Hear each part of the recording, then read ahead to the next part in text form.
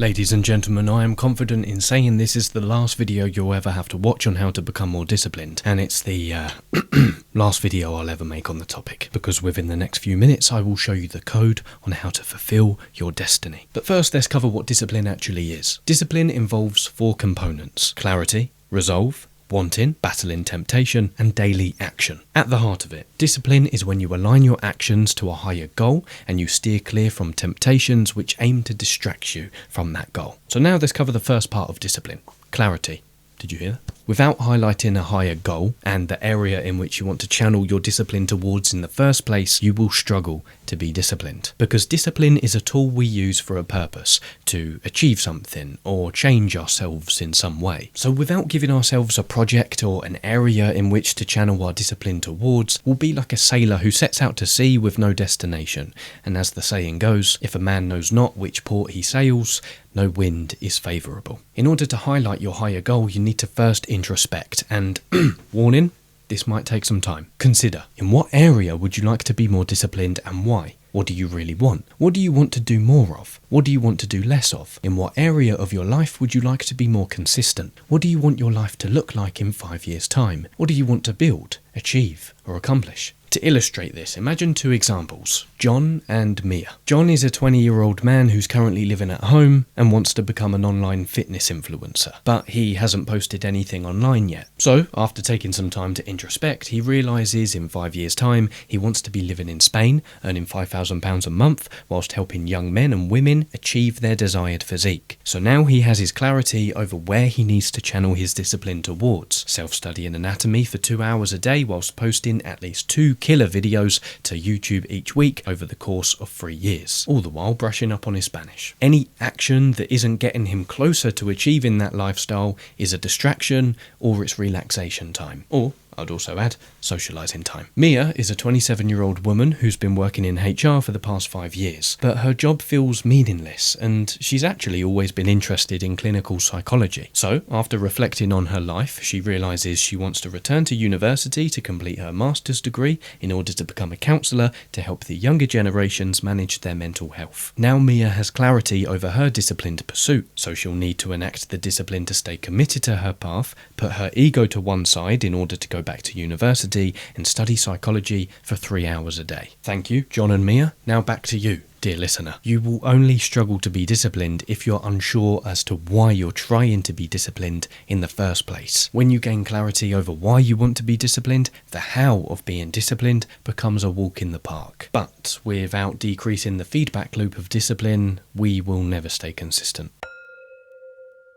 Stephen Bartlett's discipline equation does well to describe the discipline feedback loop. Discipline equals subjective importance of the goal plus the psychological enjoyment that you get in pursuit of the goal over the psychological cost you experience. Essentially, if you perceive something as worth pursuing, get psychological enjoyment through pursuing it, and decrease the effort, pain and friction required to do it, you'll have consistent discipline. Last example, David is a 25-year-old man who is overweight, and he wants to be more disciplined in order to get into shape so he can be more attractive to women and just feel better about himself. That's his subjective importance of the goal. So he buys a gym membership, and he goes to the gym 5 times a week with his 2 best friends who have been going to the gym for the last 7 years. During their workouts, they train hard, and David's friends help him, and during their rest breaks, they use it as an opportunity to catch up on life. Not only that, but his friends encourage him and support him at the end of each week when they take their progress photos and a note of their weight. That's his psychological enjoyment of the pursuit of the goal. Also, the gym is a 3-minute walk from David's apartment, and on the odd chance he doesn't want to go to the gym, he has a garden with a weights area and a pull-up bar, meaning he has low friction and a low psychological cost in order to do the thing. So, take a moment to think about the area in which you would like to be more disciplined. Now imagine doing that thing is more enjoyable than doing anything else in your life. Do you think you would struggle to be disciplined if that was the case? Well, if it were that enjoyable, you probably wouldn't need discipline at all. So this is the key. Make doing the thing more enjoyable and easier to do than anything else. Design your office or room so that it's almost impossible to do anything else but work. Keep the books you want to read out and reachable at all times. Grayscale your phone so you're less tempted to scroll. Remove temptations such as junk food from your home. Reduce the psychological cost of performing that action so your discipline becomes walking down the hill rather than climbing uphill. Then write down a list of the general actions that you need to do in order to help you achieve that goal. Understanding that throughout the day, if you do anything else that isn't those things on the list, it's a distraction, or you're either relaxing or socializing. But without the next part of the equation, our discipline will make us miserable rather than content. After you gain clarity over why you want to be disciplined in the first place, and you've reduced the discipline feedback loop, you'll notice something peculiar. What common knowledge and society teaches us is that when working towards something we want but don't yet have, we need to postpone our happiness until we get it. If you want to lose 10 kilograms, you'll imagine you can only feel good about yourself until you achieve that goal. If you want to earn £10,000 per month, you'll postpone your self-worth until that money hits your bank account. So through this lens, the equation is hard work equals success equals happiness. But is this right? No.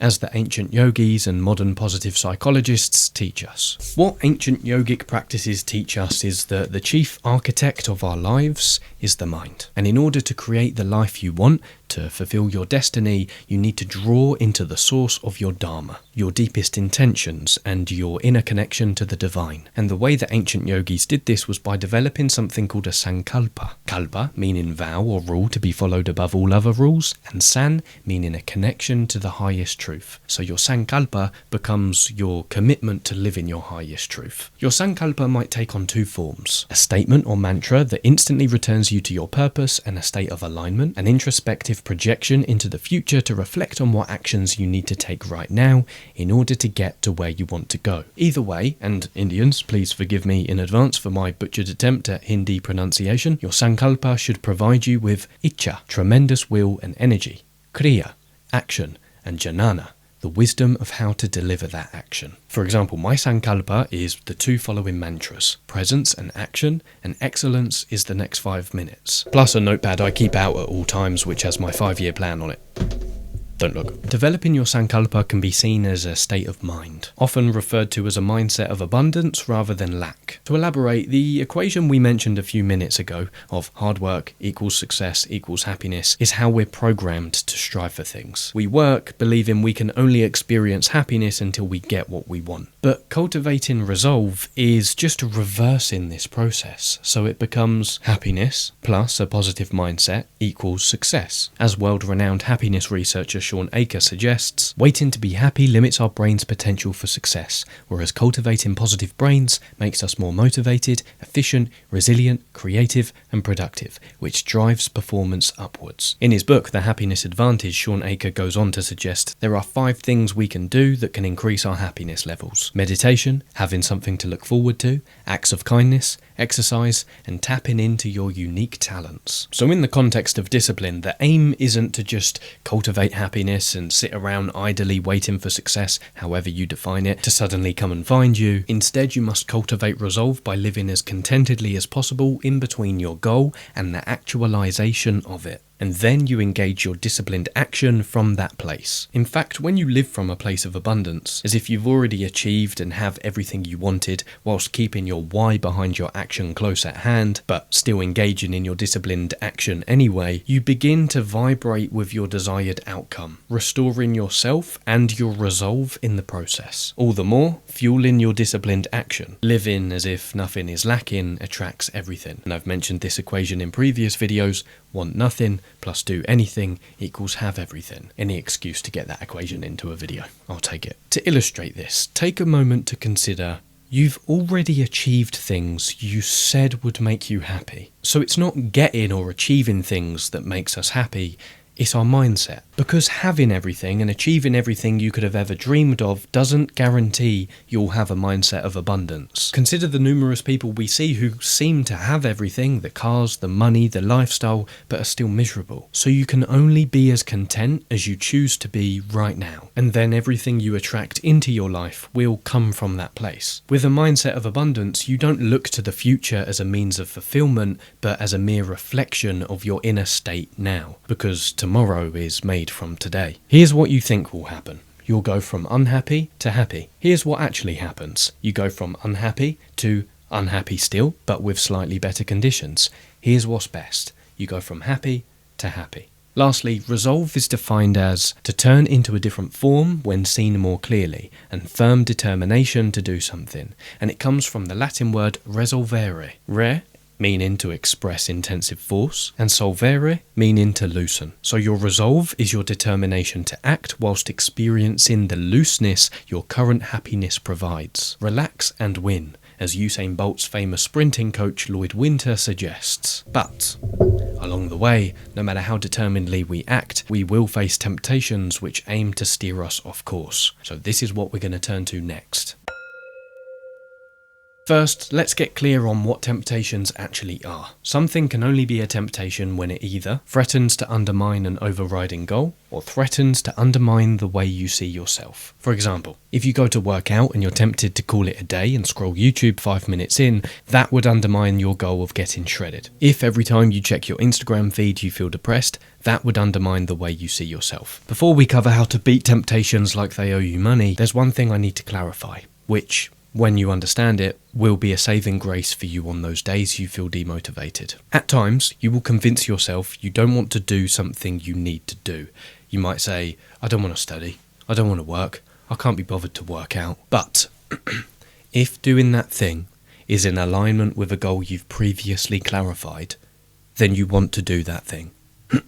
Now we're clear on that, let's cover the 3 ways you can beat temptations forever. Number 1, mentally multiply your actions, broaden your decision time frame. Think about it. Most smokers only buy single packets of cigarettes instead of full boxes, even when doing the latter is a better financial decision. Why? Because this gives them the ability to excuse their behaviour. 1 packet of cigarettes won't kill you today, but 1 packet a day for 60 years probably will. But the smoker doesn't zoom out to consider the long-term consequences of their actions, because doing so would pose an existential threat to their very being, and who wants to consider that on a Monday morning? So, when the urge to indulge a temptation arises, don't consider the consequences of doing this thing once, but consider the consequences of doing this thing every single day for the rest of your life. You feel the temptation to have a glass of wine when you've decided you wanted to quit alcohol? Imagine each night for the rest of your life you'll get drunk. What state will your health be in 3 years? You're about to get your phone out and doom scroll for 3 hours? Imagine if you did that every day for the rest of your life. I did the math. If you're 20 and you'll live to 80, 3 hours a day for the rest of your life would be 65,700 hours. You're about to shout at your partner for not washing up? Imagine shouting at them every day for the rest of your life. In what state will your relationship be in 2 years? Or 2 months for that matter. So don't ask if it's okay to smoke, drink, cheat or binge once. Ask if it's okay to do that thing every day for the rest of your life. As Ayelet Fishback says, deciding to go against your moral compass is easier when you consider just a single instance. Number 2, prepare for temptation.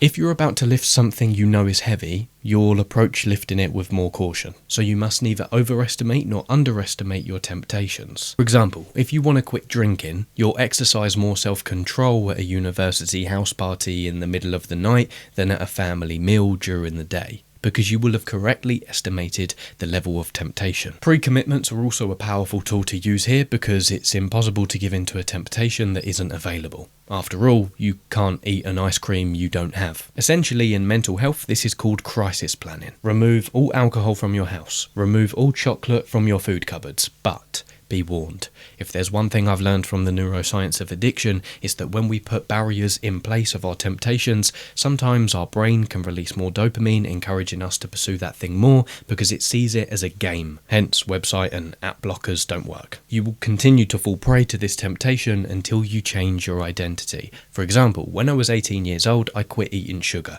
and I removed all sugary treats and food from my house, much to my mum's annoyance, but I would frequently binge eat. It wasn't until I became the type of person who doesn't actually like eating sugary stuff and prefers eating fruits and vegetables that I changed my behaviour. So, as a rule of thumb, always prioritise identity change, which we're going to get into later. Ask yourself, what are my temptations? What are some situations under which I'm most likely to succumb to temptation?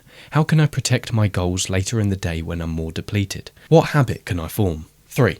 Talk in third person. There was a study conducted with 2 groups of university students. Both groups had to stand in front of professors and describe why they think they would be best suited for their dream job, an anxiety-provoking task for most people. One group had to speak in first person, so I think, I feel, I am. The other group had to speak in third person, so Lewis thinks he would be great because, and so forth. The results showed that the group who spoke in third person were able to manage their anxiety levels much better. So, bit of a out there tip this one, but the next time you feel temptation arise, label it out loud, because speaking in third person might just be a great way to control your emotions. Your labeling might sound something like this. Oh, Lewis feels tempted to stop studying and scroll on his phone. Interesting. Lewis feels like abandoning this workout and taking a nap, but what if he pushed through? Just don't blame me when people keep giving you weird looks overhearing your conversation with yourself. Now let's move on to daily action. Lastly, no goal will come to fruition without us taking daily action in order to make it a reality. So in order to act in alignment with the goal that you've previously clarified, you must project yourself into the future and then come back. For example, take some time to consider in detail what you would like your life to look like in 5 years' time. Then come back to 3 years, 2 years, 3 months, 1 month, 1 week, and 1 day. Take your ambitious goal and chew it up until you're able to digest it into information you can use to instruct yourself on what you need to do right now in order to achieve that goal. What can you do within the next 5 minutes to make that goal a reality? After all, excellence is the next 5 minutes. Here are 3 great tips you can use in order to make sure your daily action involves less friction. Number 1, build a deeper connection with your future self. You can either have a high or low connection with your future self. A low connection means you see your future self as a stranger. A high connection means you understand how succumbing to temptation now and not acting with discipline would negatively impact your future self, just as if they're a real person in real time. We rarely make sacrifices for strangers, so make sure your future self isn't a stranger. Make them more personal, and you can do so by imagining yourself at 100 years old as a spirit guide, always on looking the decisions and moments throughout your life today. What would your 100-year-old self want you to do right now? Also consider what your 100-year-old self has achieved. What type of life did they live? What are they proud of? What are they glad they didn't do? You can also build a better connection with your future self by believing that who you are today and who you will be in the future aren't that dissimilar. Studies have shown that students who thought that graduating university would drastically change them were much more likely to prioritize a $120 voucher now rather than waiting 1 year in order to get a $240 voucher. Also, people who believe that marriage will drastically change them are much more likely to cheat before the wedding. Obviously, don't underestimate how much you want to and will change in the future, but also don't imagine your future self as a complete stranger, completely different from who you are today. Again, treat them as an actual person, not a stranger, someone you feel empathy towards and you engage in a dialogue with every day. Stay tuned, because in a few uploads time, I'm going to be going into the deeper psychological roots of how to become your higher self. Number 2, retune your identity. Your identities dictate your behavior. When pride is involved in habit forming, you'll protect that behavior as if your life depends on it. So, the goal is not to read a book. The goal is to become a reader. The goal isn't to get shredded in 6 months. The goal is to become the type of person who takes care of their health. When temptations are identity inconsistent, they make it easier to see a problem. Is there a current identity you have which is holding you back from the pursuit of your goals? Perhaps you want to become financially free, but you've always seen yourself as a poor bum. Maybe you want to start going to the gym, but you've never considered yourself as the type of person who goes to a gym. To change your identity, you must first think about the type of person you want to become, and then you need to prove that to yourself with small wins, because you can't just use wishful thinking to conjure up a brilliant new imagined version of yourself and not do anything, because your brain will call BS on your actions. If you say, I'm the type of person who takes care of their health, but you never work out, your brain will call you a fraud. But a week's worth of working out every day for 20 minutes will cast the votes in favour of you becoming the type of person who takes care of their health. Hence, your brain will not call you a fraud. 3. Win the micro moments. In the words of Ryan Holiday, the decisions we make today are always being recorded, daily, silently, and not so silently, in who we are, what we look like, how we feel. And most of these decisions manifest as micro moments throughout the day where we're presented with one of two options. 1. To give in to temptation, or 2. To continue with our discipline. For example, when I used to work at the gym, I remember I used to bike home from work, take me about 10 to 15 minutes, and I knew down the hill there was a Tesco halfway down where I could stop off and get some Reese's Pieces. Or, in a general sense, halfway through studying or working, we might get the urge to stop and scroll our phones. Or, instead of working out without the sound of music as we decided we wanted to start practicing a week prior, you might get the urge to plug your earphones in and hit shuffle. But as I've learned, if you can win these micro moments throughout the day, which seemingly last anywhere between 5 to 15 seconds of making the choice, you will start to train your discipline muscle. Not only that, but you'll prove to yourself you are the type of person who keeps their word and who lives with integrity. And each time a micro moment of discipline presents itself throughout the day, you will already have the muscle trained to enact the right choice. And do not underestimate these micro moments as well, because if you continue to win these moments, more often than not, your destiny will forever be in your hands. 4. The discipline of rest. Lastly, an aspect of discipline I feel isn't spoken about enough is the discipline you enact to call it a day so you can wake up fresh tomorrow. Because it's sustainable discipline you're after. Slow burns, not heavy lifts. And as we covered at the beginning of this video, discipline is when we act in alignment with a goal we've previously clarified for ourselves. And in order to achieve such a goal, no matter what it is, we need to turn up every single day. Take a break at this point, not this. So, don't work out for 3 hours once a week. Train every day for 20 minutes. Don't study for 8 hours a day once a week. Study for 30 minutes every day. Enact the discipline to stop what you're doing, decide you've done enough today, pick yourself up and go straight to bed. Because remember, the consistent path you follow is much better than the perfect plan you abandon. Before we summarise, I just wanted to end with this one point. What I hope this video has highlighted for you today is that if your discipline feels hard, or if you feel like you're struggling to be disciplined, then you've got a design problem. Discipline shouldn't be hard, because when you understand the enjoyment part of the equation and the discipline feedback loop of making the disciplined action as enjoyable and as easy to do than anything else, after having clarified your previous goal as to why you want to be disciplined in the first place, as I mentioned, it becomes walking downhill rather than scurrying uphill with frantic attempts with heavy lifts. So, in summary, discipline involves 4 components: clarity, resolve, wanting, battling temptation, and daily action. Decrease the discipline feedback loop by making disciplined action easier and more enjoyable than anything else. Increase your resolve by forming a mantra, a sankalpa, that reminds you of your why. Live as contentedly as possible in between the goal and the actualization of it. Wanting. If you feel like you don't want to do something, but doing it will get you closer to your goal, then you want to do it. To battle temptations. 1. Mentally multiply your actions. Don't ask if it's okay to do something once, ask if it's okay to do it every day for the rest of your life. 2. Prepare for temptation. Remove all temptations available. 3. Talk in third person when experiencing temptation to label the experience and better control your emotions. Daily action. 1. Build a deeper connection to your future self. Imagine yourself at 100 years old, having achieved everything that you currently want to achieve, and your 100-year-old self is onlooking all of your current actions and decisions, guiding you towards better serenity. 2. Retune your identity. Don't do, become. 3. Win the micro moments. Build the muscle of micro-discipline. 4. Enact the discipline to rest. Don't rest when depleted, rest at halfway. To delve deeper into the topic of discipline in general, I would recommend reading Discipline is Destiny by Ryan Holiday. To further deep dive into the concept of resolve, I would recommend Stillness is the Key by Ryan Holiday, or reading something more obscure like the Upanishads. In a general sense, if you want to learn more about motivation and discipline and patience, I would read Get It Done by Ayelet Fishback. That said, I wish you all the best in your self-discipline journey. Stay disciplined, playful, and dangerous. Adios, muchachos.